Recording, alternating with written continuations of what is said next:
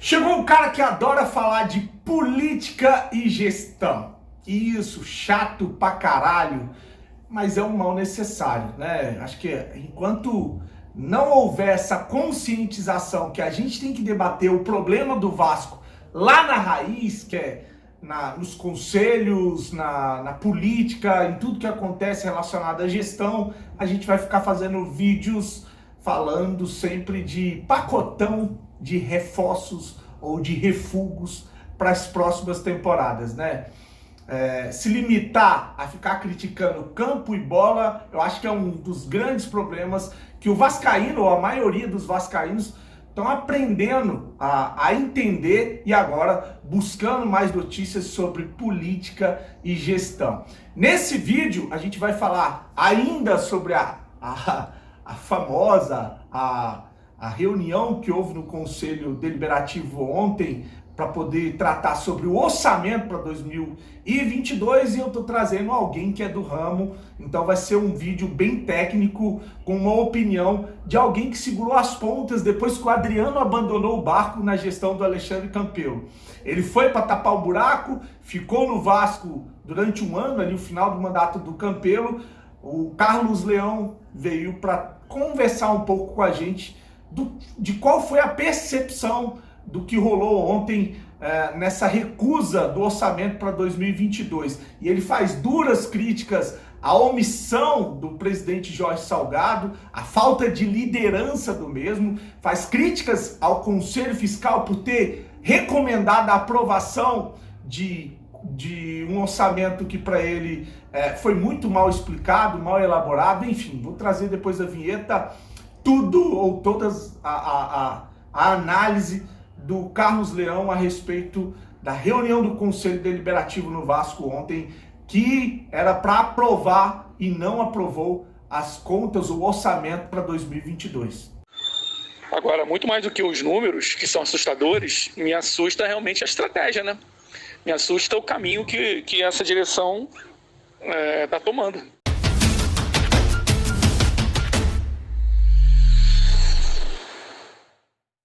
Fala galera vascaína, eu sou o Thiago Fontes, falo de Brasília, Distrito Federal. E para esse vídeo não ficar muito longo, além do necessário, só vou pedir para você deixar o joinha e se inscrever no canal, beleza? Eu vou trazer aqui uma entrevista do Carlos Leão, ex-VP de Finanças do Vasco. Bati um papo com ele a respeito de tudo que rolou na reunião ontem. E a primeira coisa que ele vai falar é sobre o fato dela ter sido transmitida pela Vasco TV, que ele vê isso como um avanço, vê positivamente o que aconteceu com relação a essa transmissão.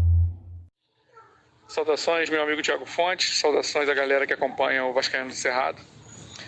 Bem, Thiago, em relação à reunião de ontem que apresentou, que seria para aprovação do orçamento, queria destacar que a importância de ter essa reunião transmitida ao vivo pela Vasco TV, acho que isso é um avanço na democracia vascaína.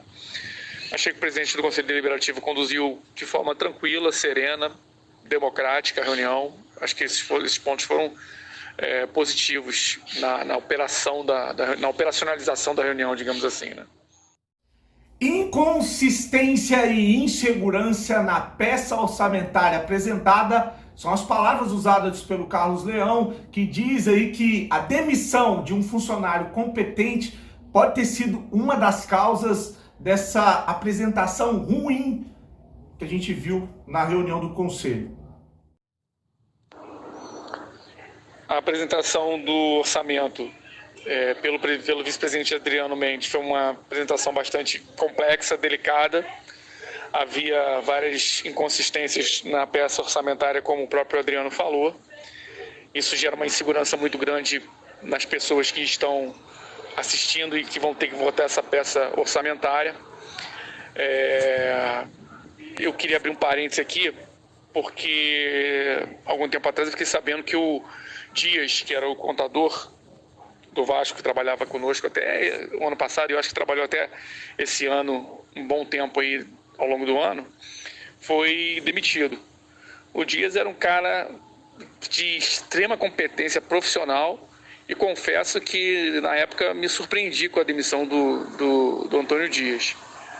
Eu não sei qual foi o motivo, mas na minha visão, por conhecer e por ter trabalhado lá junto com esse pessoal, eu acho que a demissão do Dias pode ter afetado a qualidade dessa peça orçamentária, sinceramente. Mas enfim, eles demitiram, não sei porquê, e devem ter tido seus motivos lá. Não me cabe agora questionar, só fazer esse tipo de pontuação do que eu entendo que pode ter acontecido para estar uma peça orçamentária tão inconsistente em relação aos números que foram apresentados antes e ontem foram corrigidos, né?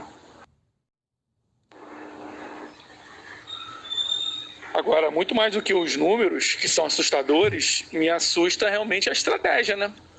Me assusta o caminho que essa direção está tomando, que essa diretoria administrativa está tomando. Me impressiona a incapacidade de soluções dessa gestão. Me impressionou muito a geração de receitas, negativamente, lógico. Uma geração de receitas pífia, muito ruim, que todo mundo sabe que é o problema do Vasco. Então, essa diretoria administrativa que entrou dizendo que tinha soluções para o clube, já se passou um ano, essas soluções não apareceram e pelo orçamento eles disseram claramente que essas soluções não vão aparecer no ano de 2022. E isso realmente preocupa, meu amigo Thiago, isso realmente preocupa. Eu achei as intervenções dos conselheiros muito boas, sinceramente, achei muito pertinentes as intervenções.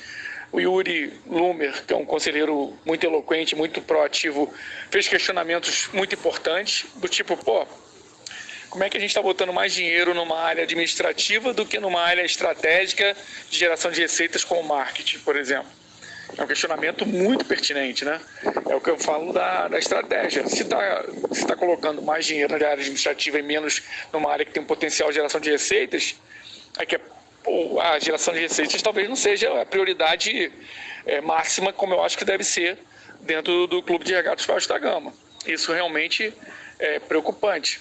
É uma coisa que o conselheiro Júlio Brandt falou, na minha visão foi muito feliz quando ele falou isso, e eu concordo plenamente, é que a estratégia tem que ser definida pelo presidente do clube. Ele que dá a direção para fazer a conjuntura andar da forma que ele entende em termos de prioridades, né? E o presidente sequer se colocou à disposição para defender a peça orçamentária do time dele. O presidente Jorge Salgado não poderia ontem, numa reunião tão crítica, tão especial, digamos assim, ter se omitido da forma que se omitiu. Não estou nem dizendo dos problemas lá que teve de filmagem, dele não estar adequado dentro da casa dele. Isso aí, sinceramente, não me afeta, não. Se ele tivesse apresentando um orçamento excelente, poderia apresentar de pijama que eu ia aplaudir, sinceramente. Mas acontece que o presidente sequer se colocou à disposição para defender a peça orçamentária. Então, o clube, além de não ter estratégia, não tem quem faça essa estratégia, né? O vice-presidente de finanças não é o responsável por determinar a alocação de receita, alocação de recursos no marketing ou na secretaria. Não, os recursos são limitados, o vice-presidente de finanças cuida daqueles recursos, mas quem determina as prioridades para onde vão os recursos é o presidente do Vasco. E o presidente do Vasco se mostra uma liderança completamente omissa à frente do clube. Isso é muito ruim, isso realmente preocupa. Preocupa muito mais até que os números em si. Tá gostando do vídeo? Deixa o joinha, curte para ajudar o canal, se inscreve no canal se você ainda não é inscrito. Na sequência, o Carlos Leão, que foi VP de Finanças do Vasco da Gama, fala dos questionamentos levantados pelos conselheiros que foram pertinentes e fala em números assustadores, estratégia assustadora, caminho ruim com a geração de receita pífia para 2022. Aconteceram alguns questionamentos pertinentes, do Luiz Manuel Fernandes, do próprio ex-presidente do Conselho Deliberativo, Roberto Monteiro. Realmente a questão da geração de receitas de bilheteria está muito agressiva, ainda mais no Maracanã, que todo mundo sabe que normalmente é deficitário, ainda mais com sócio-torcedor. Tem que ter um número de presentes, de pagantes bastante significativo para o Maracanã se tornar viável, e a gente está vendo que isso não deve acontecer na segunda divisão, na Série B, que o Vasco vai disputar. Então, esses questionamentos para mim foram bastante pertinentes. Eu acho que, no final, a reunião atingiu o objetivo, que era dizer para a diretoria administrativa: ó, isso não nos serve, façam de novo, primeiro corrijam os erros e tentem e trabalhem para que o Vasco tenha um orçamento um orçamento à altura do que a gente precisa, do que a gente quer e do que a gente pensa que é o tamanho do Vasco, e não esse orçamento modesto, para ser bastante educado com quem fez o orçamento, né?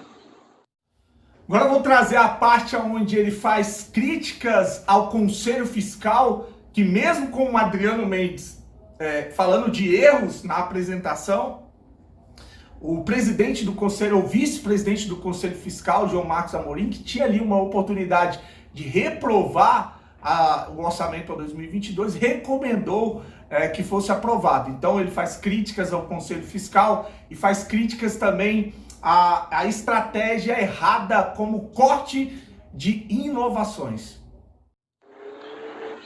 E em relação a essas estratégias, por exemplo, o Vasco cortou um único profissional de inovação. Isso é o caminho contrário à modernidade, pô. Mas cortou, pelo que eu entendi do vice-presidente de marketing, Vitor Roma, cortou por questões de custo. Pô, mas isso para mim seria investimento, não custo. Tinha que cortar em outro lugar, não na inovação, pô. Não onde a gente estava trabalhando para poder gerar mais receita para o clube, nas redes sociais, enfim, nos aplicativos, enfim, de modo geral, com inovações, pô. Isso é um recado de que, ó, não, nós não queremos a modernidade, a gente vai cortar custo e entende como inovação ser um setor de custo. E não é. Na verdade, deveria ser um setor encarado como um investimento, como um setor que vai gerar receitas. Então, essas sinalizações dadas pela diretoria administrativa foram sinalizações muito ruins, muito na contramão do que a gente entende ser crescimento, do que a gente entende que sejam fatores que façam o Vasco crescer, né? É uma pena, sim, uma pena. Acabou que a reunião foi suspensa, o orçamento seria reprovado, apesar, aí eu quero falar uma coisa aqui, uma crítica ao Conselho Fiscal, apesar que o Conselho Fiscal, com todos os problemas, recomendou a aprovação do orçamento. Mesmo, inclusive, o vice-presidente de Finanças falando que tinha muitos problemas e tal, e eu não entendi o Conselho Fiscal, que teve uma grande oportunidade de se mostrar independente, né? Operacionalmente independente, recomendar a aprovação de um orçamento que não é do tamanho do Vasco definitivamente, e eivados de problemas que todo mundo viu e o próprio apresentador do orçamento deixou claro. Bom, para finalizar a participação do ex-VP de Finanças do Vasco, Carlos Leão, ele reafirma a omissão e a falta de liderança do presidente Jorge Salgado, né? A dispensa de profissionais qualificados como uma das causadoras dessa fraca apresentação no Conselho. Acha que a reunião cumpriu com um papel que foi positiva no final com relação a avaliar e não aprovar esse orçamento para 2022, e falou aí das coisas grotescas que aconteceram na reunião, que isso é normal, conselheiros que vão para tumultuar, acontece isso presencialmente, e a gente pôde ver isso em vídeo ontem. Então, deixa aqui a parte final do que disse aí o Carlos Leão. Bom, finalizando minha visão, acho que os pontos negativos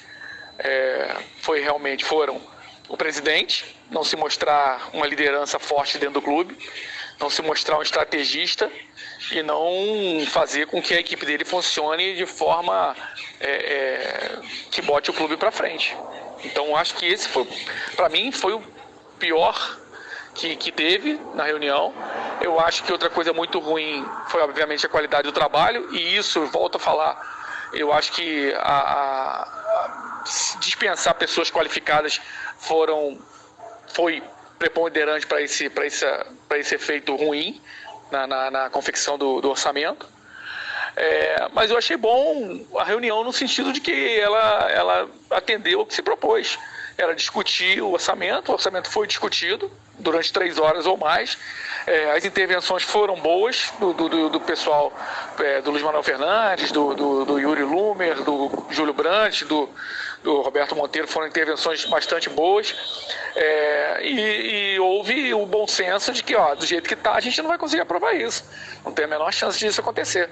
Então eu acho que a reunião no final foi positiva, eu entendo dessa forma, assim. Tem lá as questões pitorescas, né, que sempre tem, sempre tem aquele conselheiro ou a meia dúzia de conselheiros que não sabe o que está fazendo ali, não sabe o que representa, isso sempre tem, presencialmente também tem, só que agora com o advento da parte virtual, isso acaba deixando mais claro, né? Porque todo mundo vê em vídeo o que está acontecendo. Agora, tinha conselheiros também que ficavam lá atrás, no Salão da Lagoa, comendo salgadinho e tomando refrigerante também e tumultuando. Isso aí é uma minoria que acontece, que faz isso. Mas isso não deve ser importante. Isso não deve ser levado tanto em conta. O que deve ser levado em conta é a essência da reunião, que seria para uma aprovação de um orçamento que não conseguiu ser aprovado porque não teve nem qualidade, nem explicação e nem era do tamanho do Vasco, né? Isso sim tem que ser sublinhado, né? Aí, gosta de debater política e gestão? Você acha que esse é o caminho para a gente ter um amadurecimento e entender qual é a raiz do problema no Vasco da Gama, né? Fora tudo que a gente viu com relação ao judiciário, grupos políticos, enfim. Hoje o vascaíno está mais consciente e entendendo como é que funcionam os poderes dentro do clube, e eu acho que vídeos que trazem aí para o público vascaíno uma outra ótica, uma outra leitura, que não seja só aquela de campo e bola com contratações, é muito legal, muito pertinente. Se você gosta também, deixa o joinha, curte o vídeo, compartilha. Grande abraço, fique com Deus e saudações vascaínas.